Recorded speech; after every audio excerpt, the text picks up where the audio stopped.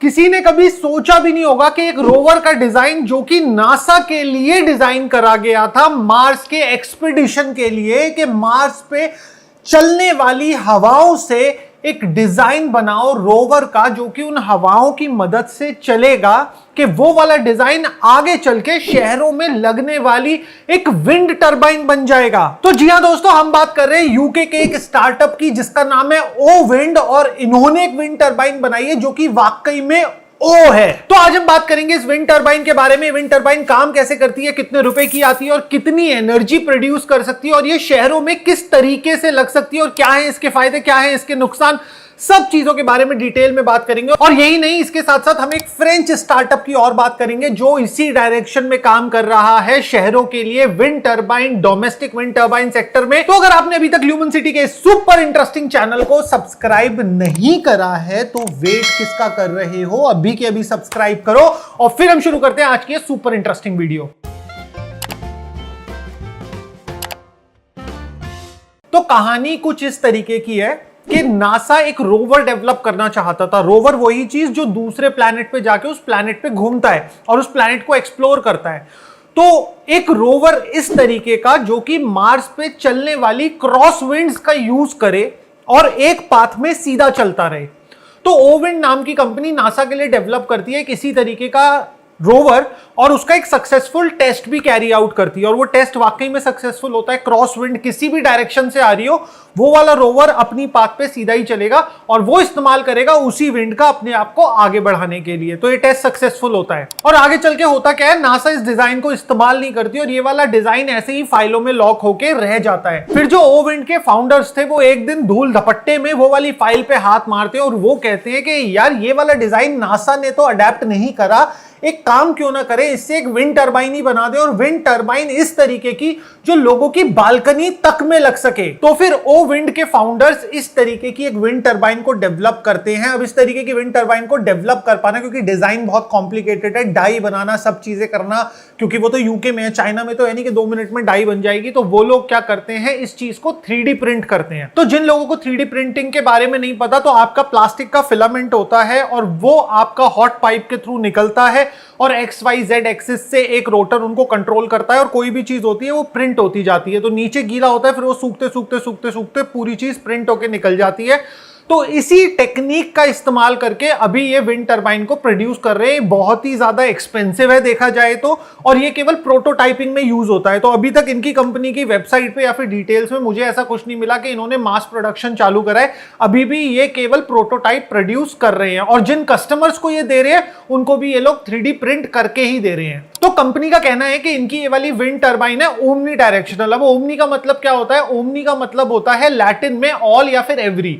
तो किसी भी डायरेक्शन से हवा आएगी, ये वाली विंड टरबाइन घूमेगी ही घूमेगी।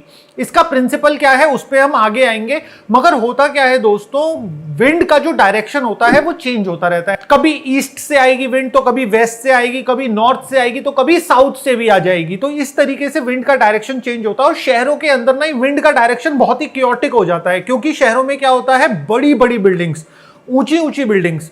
अब आपने महसूस करा होगा, आप कभी भी किसी खुले मैदान में हो, खुले एरिया में हो, तो वहां पे हवा ज्यादा अच्छी चलती है इन कंपैरिजन टू सिटीज, क्योंकि सिटीज के अंदर जो होती है वो हवा अलग अलग डायरेक्शन से आती है, क्योंकि वो हवा बिल्डिंग से टकरा के डिस्ट्रीब्यूट हो जाती है। तो अगर एक बिल्डिंग के आगे आपकी विंड टरबाइन है तो उस विंड टरबाइन पे हवा पीछे से भी आएगी, आगे से भी आएगी। तो इसीलिए शहरों के अंदर जो वर्टिकल एक्सिस विंड टरबाइंस होती है वो ज्यादा सक्सेसफुल नहीं होती है। हमने अपनी पास्ट वीडियोस में भी आप लोगों को बताया, और इसीलिए डोमेस्टिक छतों पे विंड टरबाइंस हम लोग ज्यादातर नहीं देखते। और इसी के कंपैरिजन में जो बड़े वाली विंड टरबाइंस होती हैं जो हम विंड फार्म्स में देखते हैं, उसके अंदर एक यॉ सिस्टम होता है जो कि विंड के डायरेक्शन में विंड टरबाइन को अलाइन करता रहता है। तो यहां पे जो इनकी विंड टरबाइन है, ये बर्नूली प्रिंसिपल पे ही काम कर रही है, जिस प्रिंसिपल पे हमने अपनी लास्ट वाली विंड टरबाइन बताई थी। तो ये ज्यादातर विंड टरबाइन बर्नूली प्रिंसिपल पर ही बनाई जाती है। अब इसमें होता क्या है, जो इस विंड टरबाइन का इनलेट चैम्बर है जहां से हवा अंदर घुसती है इस विंड टरबाइन में, वो तो इन्होंने बनाया है ज्यादा चौड़ा। और जो आउटलेट चैम्बर है, अब ये हर डायरेक्शन में, east west north south top bottom, हर डायरेक्शन में इस तरीके के इनके चैम्बर्स बने हुए हैं। तो एक डायरेक्शन जहां से हवा घुसेगी वो डायरेक्शन वाला वो चैम्बर है बहुत चौड़ा, और जहां से हवा निकलेगी वो वाला चैम्बर इन्होंने कर दिया है छोटा। तो ऑटोमेटिकली क्या होता है, यहाँ पे प्रेशर डिफरेंस क्रिएट हो जाता है, जिसकी वजह से वो विंड टरबाइन रोटेट करना चालू कर देती है। और ऐसा नहीं है कि इन्होंने ये बनाया है और किसी ने इनको एप्रिसिएशन नहीं दिया, तो इनको जेम्स डायसन अवार्ड भी मिला था 2018 में। बट 2018 के बाद से 2024 है, हमें इसका मेजर अडॉप्शन तो होता हुआ कहीं पे नहीं दिख रहा। अब यहाँ पे रीजन क्या है कि इसका मेजर अडॉप्शन नहीं हो पा रहा? क्या इनके डिजाइन में कोई खराबी है? तो अब हम बात करते हैं दोस्तों कि एक इतना अच्छा इनोवेशन जिसको एक अवार्ड भी मिला हो 2018 में इनोवेशन का ही, और उसके बाद में भी ये अडेप्ट क्यों नहीं हो पाया, इसके पीछे रीजन क्या है? तो सबसे पहला रीजन जो समझ में आता है वो आता है कॉस्टिंग, और कॉस्टिंग के साथ साथ हम इनका पावर आउटपुट भी समझते हैं। तो इनकी ये वाली विंड टरबाइन का पावर आउटपुट है 1000 वॉट का, और ये विंड टरबाइन आपको 1000 वॉट का आउटपुट देगी जब हवा चल रही होगी 10 मीटर्स पर सेकेंड की। तो अगर आप लोग एक विंड मैप देखो, तो आप लोग भी चाहो तो एक खुद से विंड मैप देख सकते हो globalwindatlas.com पे। तो वहां पे आपको रियल टाइम बता देगा हर लोकेशन का कि किस लोकेशन पे कितनी हवा चल रही है। तो 10 मीटर पर सेकंड एक बहुत तेज हवा होती है, एक अच्छी हवा होती है। अब जैसे दिल्ली जैसे शहर में एक एवरेज विंड स्पीड जो आती है वो आती है 2.5 3.5 मीटर्स पर सेकंड की रेंज में।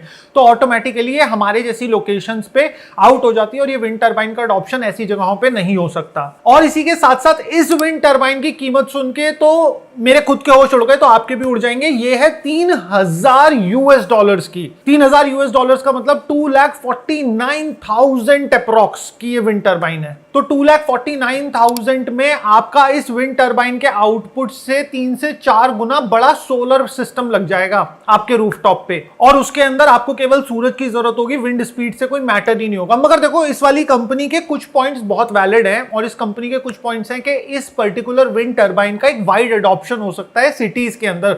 इवन दो ये डिजाइन अभी टेस्टिंग फेज में ही है, प्रोटोटाइपिंग फेज में ही है, बट अगर ये आता है आने वाले समय में तो इसका एक वाइड एडॉप्शन हो सकता है। इसे लोग अपनी बालकनी में लगा सकते हैं, एक पोल खड़ा करके, स्ट्रीट लाइट है, स्ट्रीट लाइट के ऊपर इसे लगाया जा सकता है, जिससे कि जब विंड चलेगी तो ऑटोमेटिकली विंड टरबाइन घूम के एनर्जी प्रोड्यूस करेगी। और उसी के साथ साथ कि जो खाली सोलर पर डिपेंडेंसी है, जो कि रात को बिल्कुल नील बटे सन्नाटा हो जाता है, वो चीज नहीं होगी।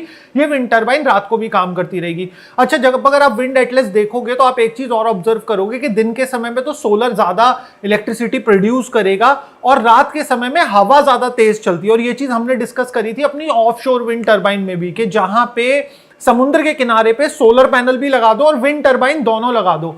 क्योंकि होता क्या है कि दिन के समय में तो सोलर ज्यादा अच्छा काम करता है, और रात के समय में हवा ज्यादा चलती है, तो विंड टरबाइन ऑटोमेटिकली उस लोड को ले लेगी और हम कार्बन न्यूट्रलिटी की तरफ मूव कर जाएंगे। और देखो, सबसे बड़ा एडवांटेज ओ विंड का एक और है कि इससे बर्ड्स को कोई नुकसान नहीं है। ये चीज को एक्चुअल में ना हर कोई समझता है, देखता है, बट इग्नोर कर देता है, क्योंकि भाई कार्बन न्यूट्रलिटी ना ज्यादा बड़ी चीज दिखाई देती है चिड़ियाओं की लाइफ के आगे। तो देखो, वो भी एक नेचर का पार्ट है, हमारे पूरे के पूरे इकोसिस्टम का पार्ट है। और बड़ी वाली जो विंड टरबाइंस होती है ना, वो बर्ड्स को बहुत ज्यादा डैमेज करती हैं। तो यहाँ पे इस चीज का भी ध्यान रखा गया है। तो ये था खाली ओ विंड टरबाइन का, और कैसे अभी ये कॉस्ट इफेक्टिव नहीं है, क्योंकि ये लोग जब तक 3D प्रिंट कर करके बेचते रहेंगे तब तक ये कॉस्ट इफेक्टिव होने भी नहीं वाली है।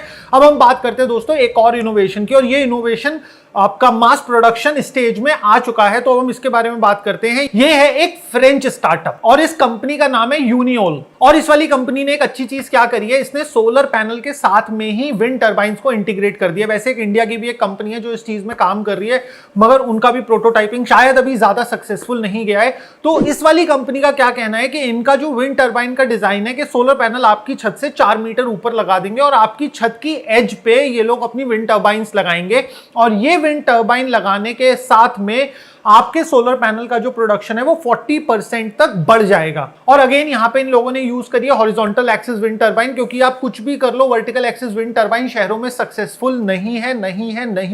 तो इसीलिए इन्होंने हॉरिजॉन्टल एक्सिस विंड टरबाइन लगाई है, वो भी बिल्डिंग के एज पे। इनका जो पूरा का पूरा फ्रेमिंग है, ये प्लग एंड प्ले सिस्टम है कि आपके यहाँ पे प्री इंस्टॉल प्री फैब्रिकेटेड चीजें आएंगी और जस्ट असेंबल हो जाएंगी। और इसी के साथ साथ इसमें यूज हुआ है रिसाइकल्ड एल्यूमिनियम, और उसी के साथ में स्टेनलेस स्टील का। ये वाली कंपनी फ्रांस में अपनी इंस्टॉलेशन स्टार्ट करने वाली है इसी साल से, 2024 से, और ये कह रहे हैं हम फ्रांस से भी आगे बढ़ के अलग अलग देशों में जाएंगे, और वो हम जाएंगे 2025 में, जिसके लिए मैं बहुत डाउटफुल हूं। ऐसा नहीं होगा, शर्त लगा लो मेरे से आप। और इसी के साथ साथ एक और विंड टरबाइन भी हमने कवर करी थी जो मेरे को काफी प्रॉमिसिंग लगी थी, मैं उसके बारे में आपको बताता हूं। उसमें वो इस्तेमाल करती है पिच्ड रूफ का, जैसे झोपड़ी वाली जो छत होती है जो ज्यादातर हमें पहाड़ी इलाकों में देखने को मिलती है, तो वो वाली विंड टरबाइन इस प्रिंसिपल का बहुत अच्छे से यूज करती है। तो जैसे पिच्ड रूफ से हवा की स्पीड और बढ़ जाती है, और ये किसी पिच्ड रूफ के टॉप पे लग जाती है, और ये वाली विंड टर्बाइन क्लेम करती है 220% ज्यादा एनर्जी प्रोडक्शन का।